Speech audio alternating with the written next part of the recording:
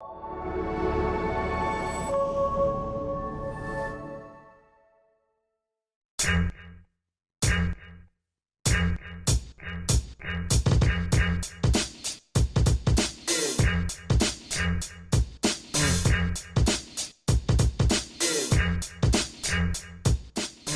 going on, everybody? This is Rico, and we are at Keeping It Real with a special guest, Jacksun Fryer. How you doing, man? Good, man. I'm excited to be here. Welcome to Red Deer, man. It's exciting to have you here at the podcast.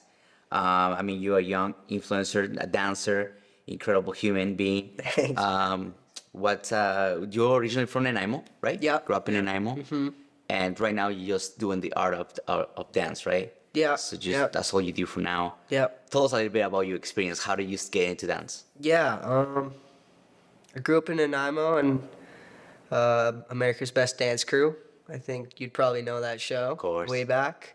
Quest Crew. Okay. I was watching them. I was 6 years old. I was watching them on TV with my mom. And I was just like, saw them doing head spins. And I was like, what? I was just like, I remember I was like, what is going on? Like, this is crazy. And then my mom was like, oh, do you want me to put you in lessons? Because, you know, at that age, you try. Right. Well, at least with my parents, I was lucky enough I could try almost anything I wanted to try. I grew up, I did baseball, basketball, like all the sports. I did hockey for a long time. But, yeah, I was like, yeah, put me in lessons now. So she signed me up for hip-hop.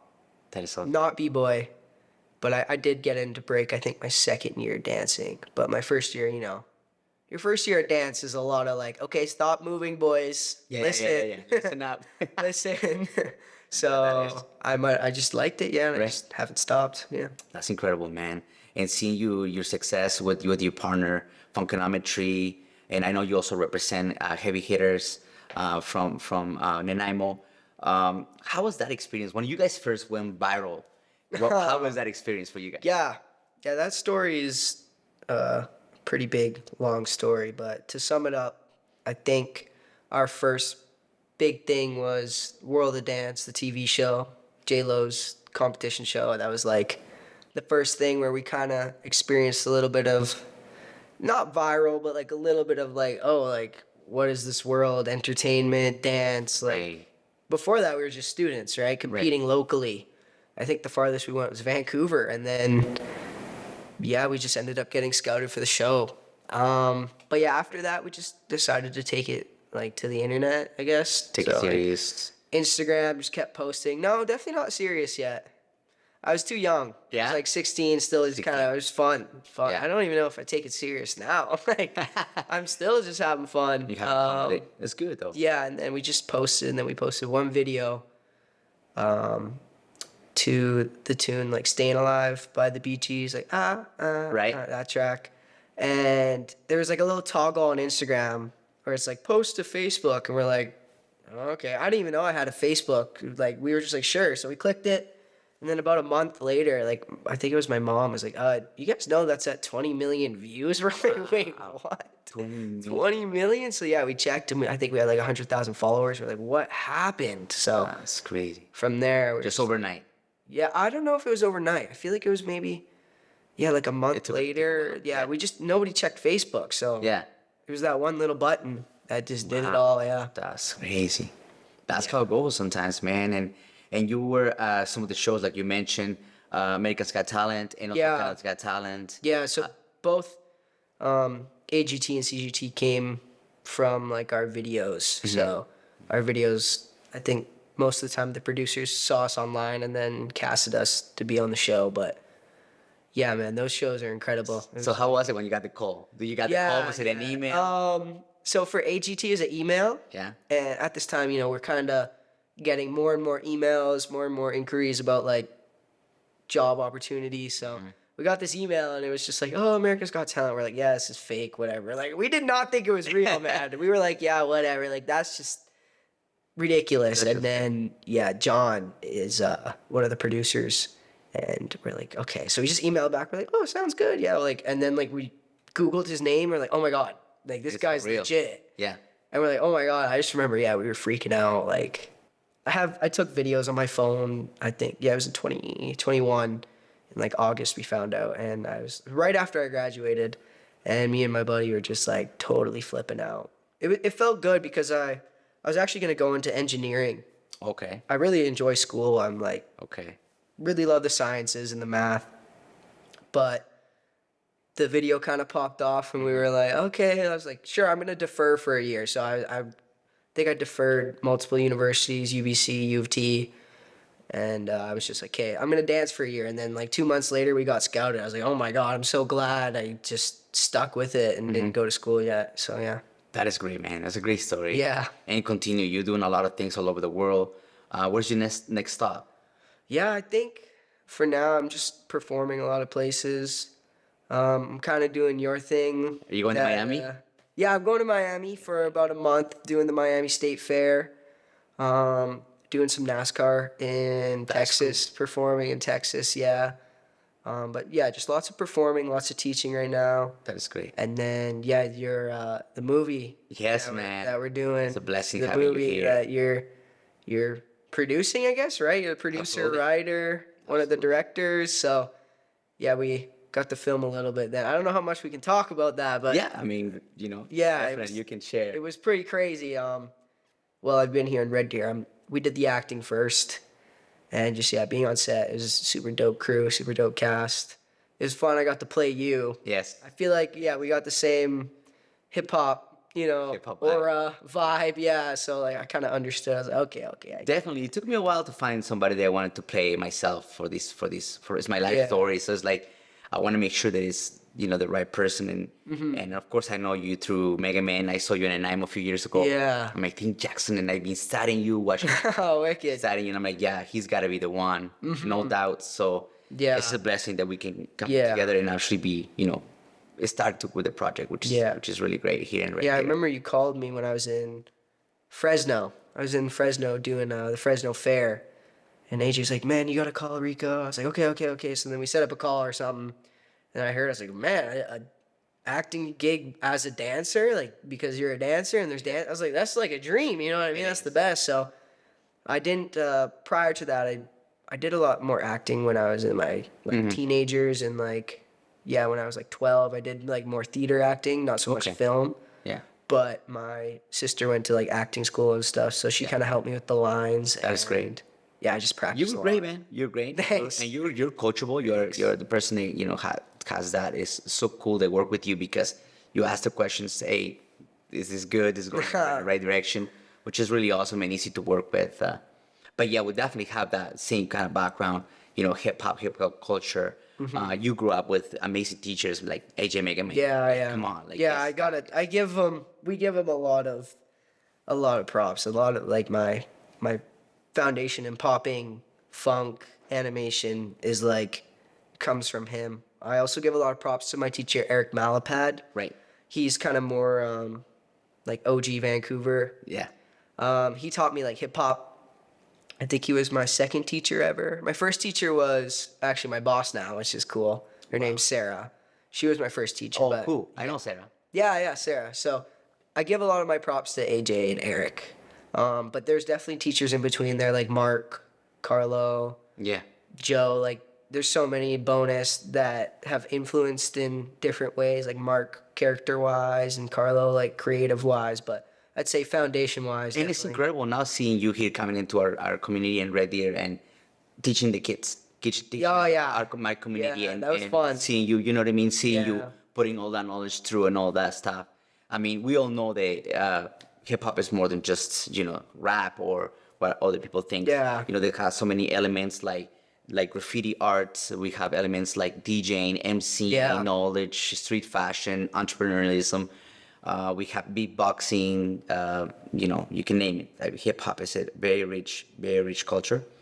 And you have been surrounded by all that with your Yeah. teachers, especially in band and in Nanaimo. And again, like I say, it's cool to have you here and, each one teach one.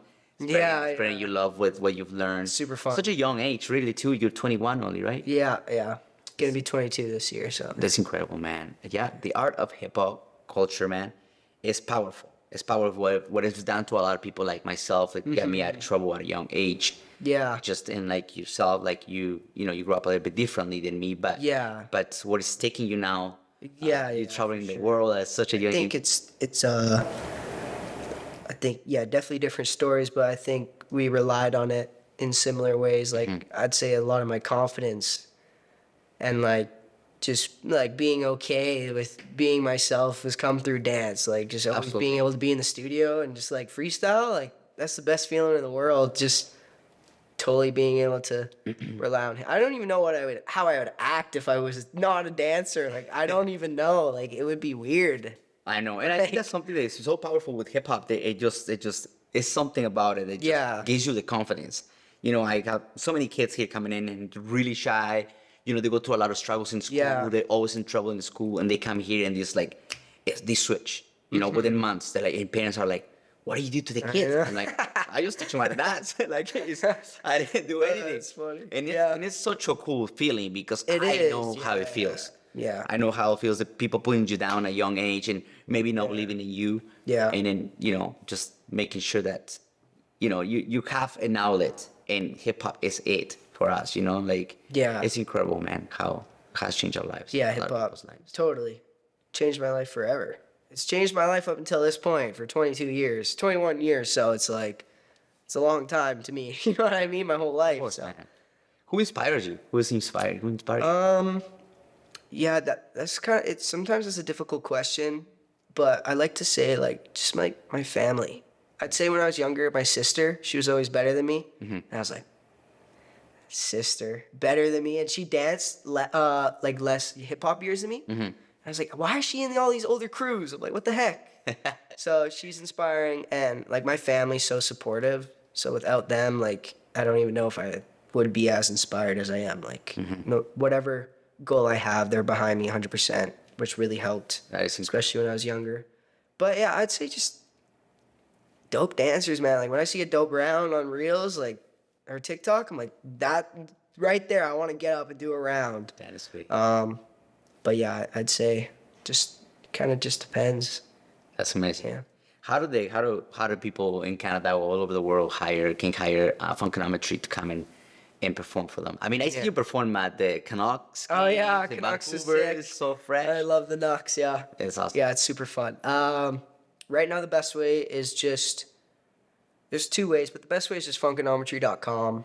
Nice. And there's just like a contact us kind of, I think it's hire us or something kind of tab. Right.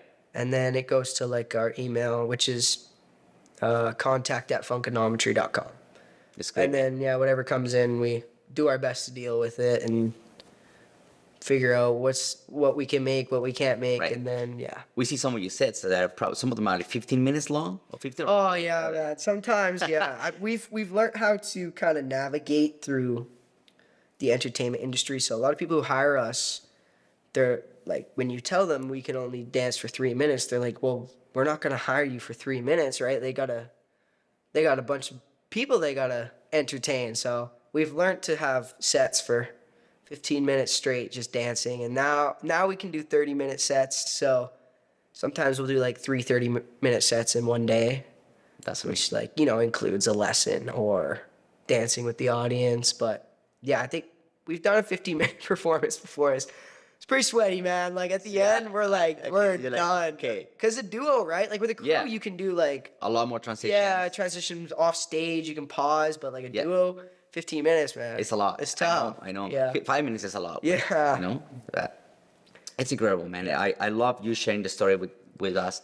And more importantly, being here in the community, teaching the kids, teaching the community, inspiring them and us. And I love that you are doing myself in the story.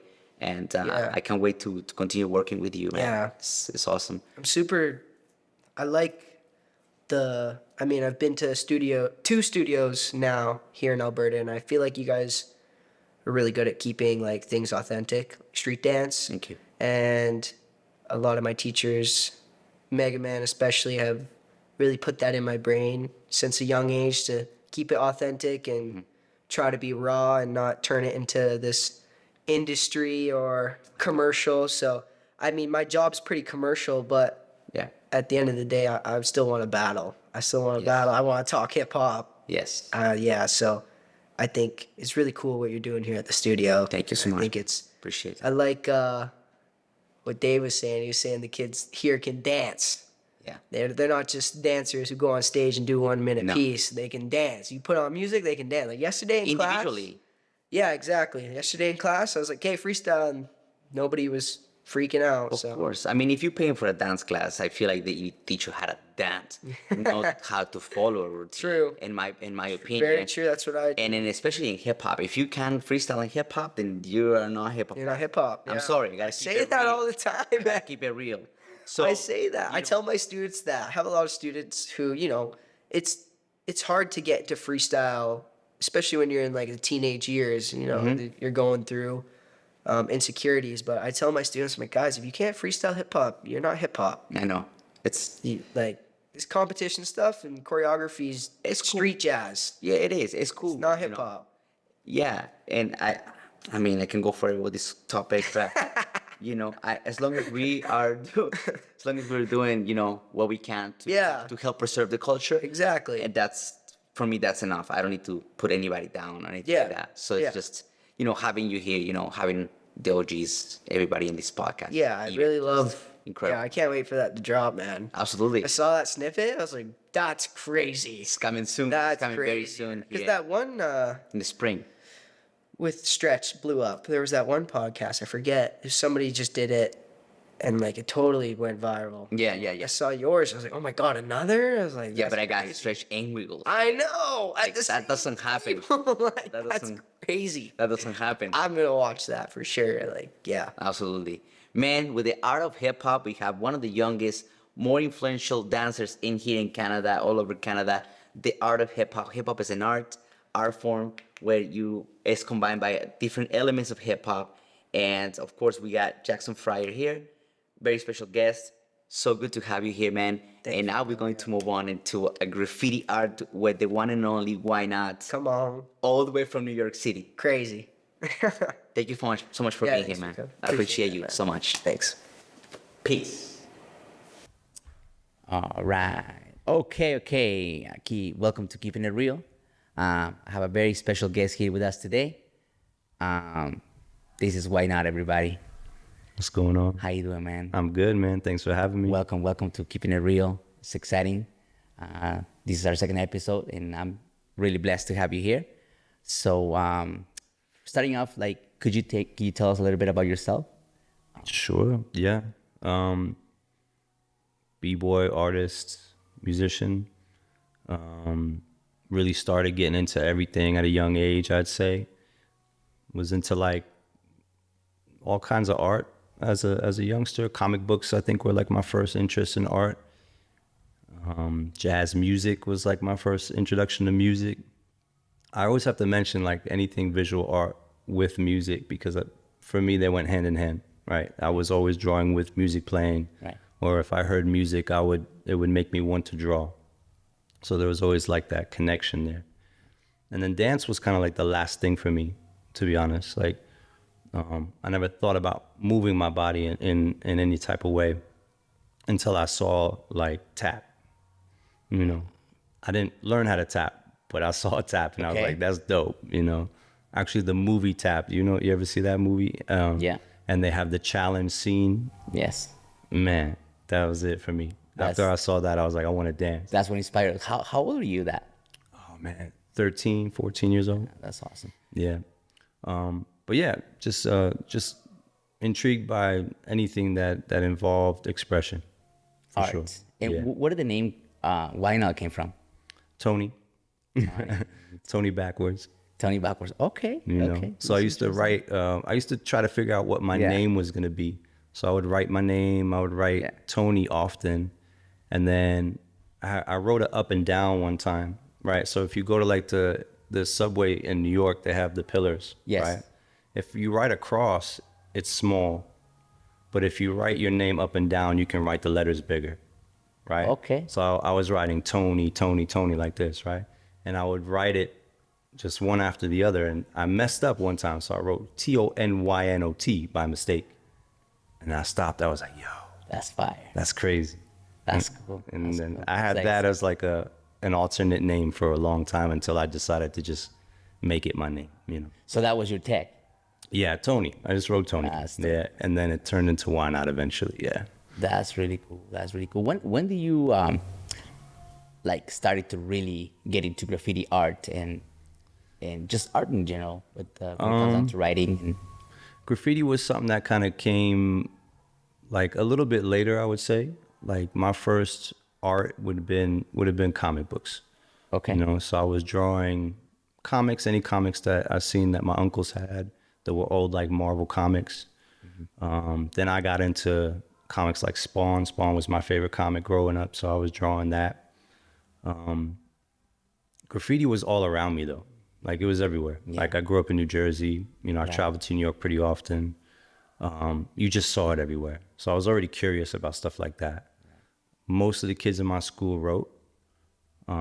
We did have like black books that were passed around in high school and stuff like that. Right. So it kind of becomes a part of your everyday. So I can't really tell like when I started exactly, but it was just something that you did. You're growing up. Yeah. Everybody had like some sort of tag, you know what I mean? At least that much. But like learning how to like piece, like Yes. really evolve the tag, that took a while. I had to be like schooled on that, you know? And it wasn't until like I really started getting help from like Kel First, which is one of the first writers I met. Later on, Mr. Wiggles, you know, was like schooling me and stuff like that. But for most writers, I think they just learn from observing. Like they look at graffiti and they try to figure out for themselves, you know. But luckily, I had some teachers, so it's good. Yeah. So right now, at this point in time, you're still doing pieces, let's say places and spots. Yeah, yeah. Like you just like, obviously people hiring you, or you're like going out and doing, you know, ask permission and Yeah, and doing sometimes some I art. get commission walls Yeah? and stuff like that, That's you know. Mostly I've been like doing the furniture stuff that I'm doing now. Yeah, these Right. So I'm like developing different ways for graffiti to exist in you know, other mediums. Like my idea is to kind of take it off the wall and put it into a physical space. Yeah. So I spend a lot of my time doing that now. Of course, the practice is in the writing itself. Right, right. So I'm always on paper. I do still paint on the wall very often. So it's still part of the whole, you know, understanding of it for sure. Right. So besides the furniture, I saw the furniture that you do. It's really dope. Thank you. Besides that, I saw a little bit like, was it a knife that you created as well? Yeah, correct. Yeah. You got a knife. Like Yeah. it's really cool and inspiring to see how far you can take art. Like, For sure. You know. Yeah. Like like I said in the beginning, it's like something that is so cool to see you like just evolve over the years since I met you. And so it's really cool that, you know, seeing evolution. Thank and you. that. Thank you. What keeps you inspired? What keeps you like, Everything. you know? Everything. There's so much going on in the world. Like, how could you not be inspired? You know what I mean? Yeah. Like anything that I look at, I get an idea from. I think, but the main thing, like for me, is like I'm trying to figure out like what can we do with these things that we've been doing, right? Like where does breaking go? Where does graffiti go? Yeah. Where does even the production of the music that we're doing, where could we take that? So I'm always like looking into the future. Yeah. Also, like when I did the furniture stuff and the knives, like to me, that's, if you look at any other culture, right? Like if you go to museums, I'm always going to museums. Yeah. The aesthetic of like that culture is in their everyday products. Yeah. It's in their pottery, right? Absolutely. It's in their weapons. It's in their outfits. It's in all of that. So that's the way I think, you know? That's awesome. So I'm like, well, how can what we call the culture of hip hop be put in to everything that we come in contact with? You know what I mean? So that's really my mission, is to just show the possibilities of that. Right. Right. I mean, for us in here in Alberta and Red Deer, especially, the youth and people that are getting into writing, you know, creating arts, they don't have a very expand knowledge of how it should be done, because art shouldn't have I feel like it shouldn't be like in a specific way. Everybody has to express themselves differently. But is there anything that you could share with them that, you know, they can guide them in a way to continue to do art? Yeah, I think always the best thing to do is know where you're coming from. Like, what was the art being done and where you're from? Because that can always give you a starting point, at least. Because a lot of art, or artists in general, they lead with their identities.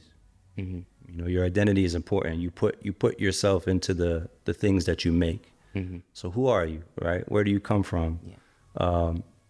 And you start there, but then from there you go, okay, but this is me now in this time. So what does that mean? Where can I take this thing that I come from, and how do I bring it into today, into tomorrow, right? How do we evolve, so to speak?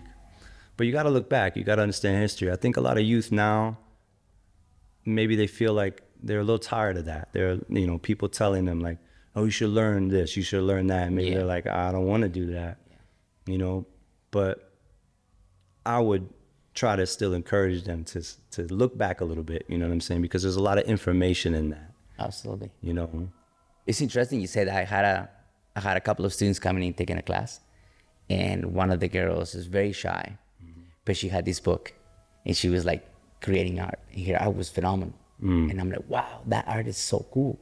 I said, when did you do it? I started asking all the questions. When did you do this? Like, just free time? She's like, when I feel sad, when I feel happy, when I feel that.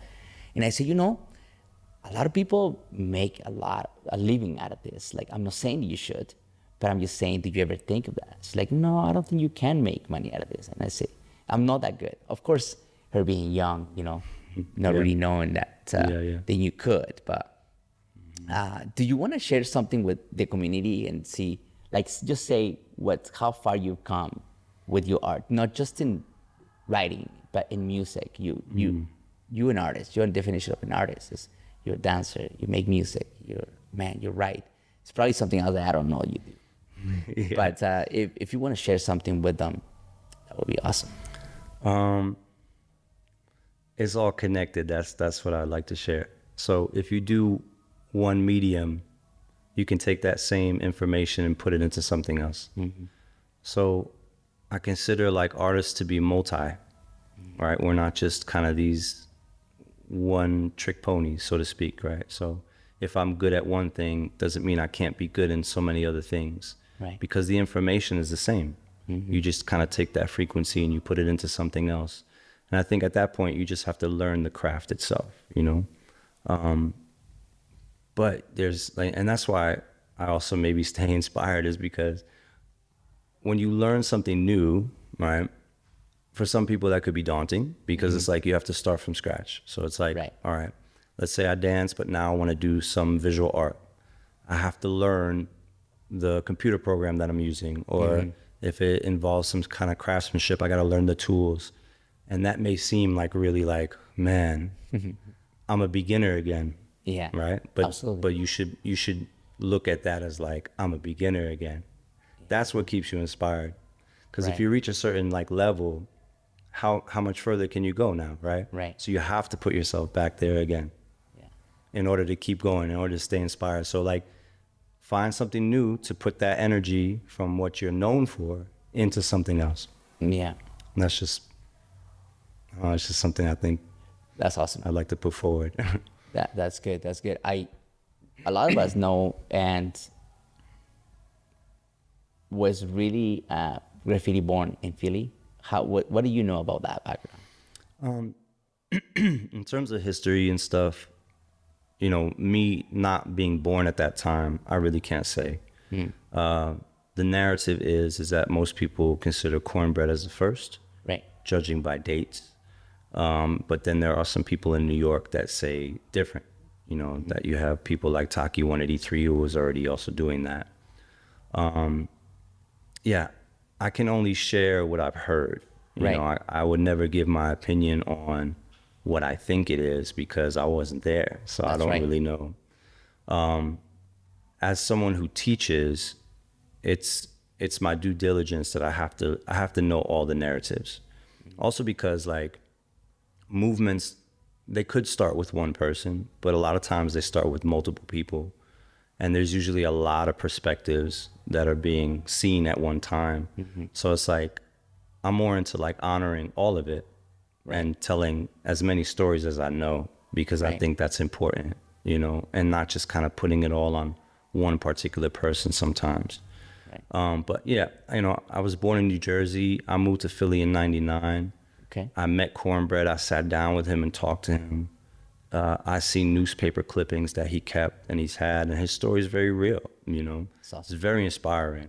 Right. Cornbread's story is amazing.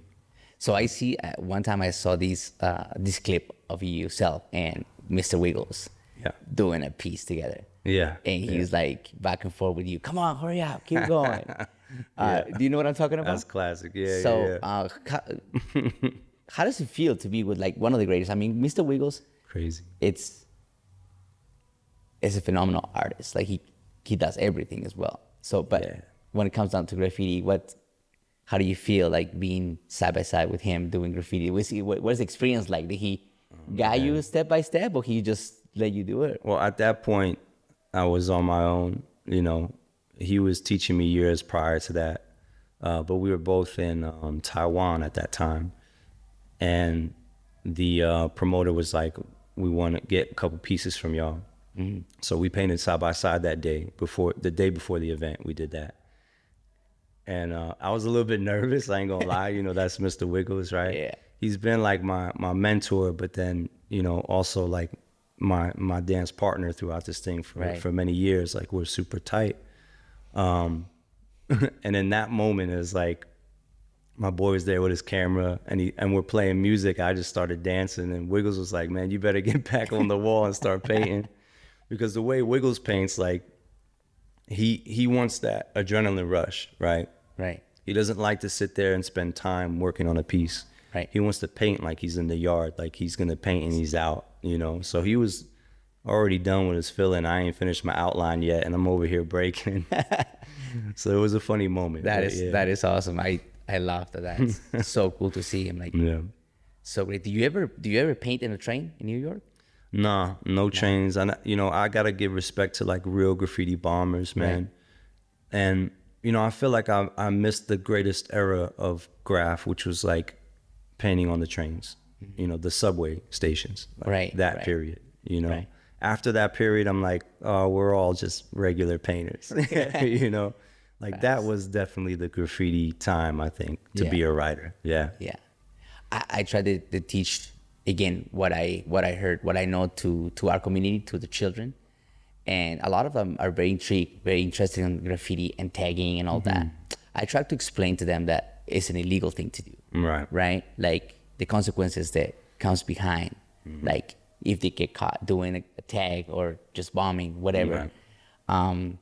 So a lot of people didn't know that it was illegal, especially the kids, the youth. They were like, so, do you ever have any experience with the law? Not with writing, but with breaking. Yeah. With breaking? Yeah. Really? Yeah. What happened there? Yeah, we got arrested one time. We went into a movie theater that was closed.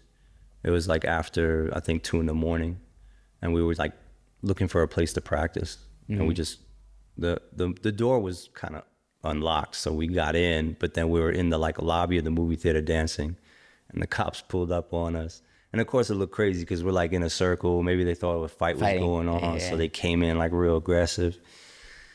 And then after we explained it to them, they let us go. You know what I mean? But like it was kind of crazy. So you say it was Taiwan? Huh? Taiwan? Where was it? No, that was in Jersey. Oh, in Jersey. Yeah, that was in Jersey. Yeah. But yeah, for writing, man, I also didn't like paint in places that I knew would be kind of hot, Yeah, I mean, the consequences are really high now. Yeah. And especially now that like I've already put myself out there. Right. So it's like, what am I going to write? Yeah.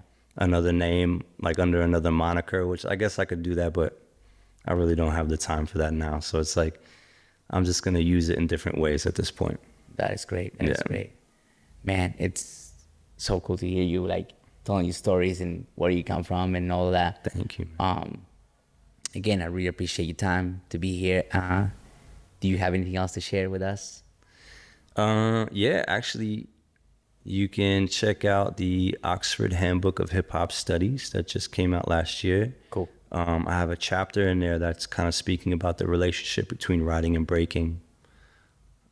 That was a really interesting like philosophy that was passed down to me from Pop Master Fable. Okay. and also Wiggles. They talked a lot about the relationship between writing and dancing and the music too, right? So like that whole like quality of rhythm basically is the thing that drives it, you know, but I did a little bit of writing for it. I also interviewed Fable so he can tell his story as well. Yeah. But yeah, that book is out. There's chapters in it by Ken Swift and Storm as well. So That's awesome. Oxford Handbook of Hip Hop Studies, go check that out. But yeah, I think with that being said, you know, people who are more into, you know, the movement of hip hop, whether it be writing or any of the elements, really should really think about researching it, like for real. Researching. You know? Yeah. It's Writing, telling the stories of people that came before us, you know, we need more of that. very important. Yeah, I think It so. really is. It really is very important to be able to know where these all come from and the people that have paved the way for us to be able to do this. Something that we Absolutely. love so much. Currently, you have any pieces that you like anywhere in the world? Your favorite piece that you've done? I spent a lot of time in Southeast Asia. Okay. So I lived in Malaysia for a while. I have a lot of pieces in Kuala Lumpur, in that city. I don't know if they've been painted over. I haven't been back there in like 7 years or so. But I'm currently working on a lot of canvases at this moment. Okay. So I'm at a residency right now in West Texas. Nice. So I have a bunch of canvases that I'm working on. I got a lot more furniture coming out pretty soon. Been working with like new lighter materials because I was originally using just plywood and stuff like that. Okay. But I'm like learning more about that process. So Right. gonna be really coming out with more, you know, better developed stuff, I think. So Right. I know a lot of people knows you from breaking, right? But do you ever teach art? yeah, absolutely. I'm teaching at a university right now. I've been teaching in university for the past maybe 6 years. Cool. Started at Arizona State, then I went to University in Milwaukee, and now I'm in Texas Tech University. Nice. There's art elements to what I'm teaching, but I've mainly been teaching in the dance department. Right. But I'm trying to get dancers to think more multidisciplinary too. Right. So I want them to understand not just the music they're listening to, like how to edit it, you know, how to maybe make some of the music they listen to. How does visual art play a role with dance, you know, stuff like Absolutely. that. So It goes hand to hand. It goes back to the whole elements in hip hop. You Yeah. make music as well. I saw some of the stuff you're making. yeah, man. What can you tell me about that? Oh man, that's been a long journey for me, man. You know, like I started playing saxophone, clarinet and stuff when I was about 9. I did that for a while until I found like hip hop, and then next thing you know, I'm on a turntable scratching, you Let's know, go. pissing my mother off too. she didn't like that I was doing that to the record.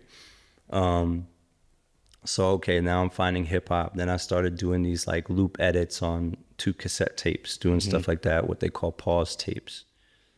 Got my first MPC 500. So then I'm working with samples now. Right. Then I'm like hearing sounds and music that I'm like, what is that? You know, like I know traditional instruments. I played with samplers now, but I'm like, what is that sound? And I learned that like it's a synthesizer. So I was like, man, how do I get my hands on one of those? Right. I looked that stuff up. It's way out of my price range. I was like, I can't buy a synthesizer. It's not happening. It could get pricey. For sure. It could get pricey. So it took me years until I was able to buy one, right? I think I didn't own a synth until I was about 30. And I was like, yo, changed my world. Yes. And then I went full on into synths. So like I'm doing modular synth, like stuff now, like mixing it with acoustic and playing my saxophone through the modular, doing all types of crazy stuff. That's awesome. But I've been experimenting a lot, man.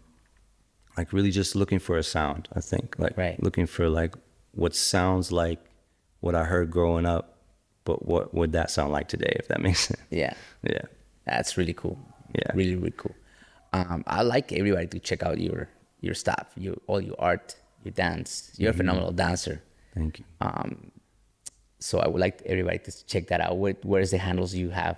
Can you share with us so we Yeah. can check out your stuff? Mainly social media is just Instagram. So if you go to YNotism, YNotism on Instagram, and then I have just my website, which is YNotism.com. But that's mainly where my stuff is at. I don't have any other platforms because it's too much going on, man.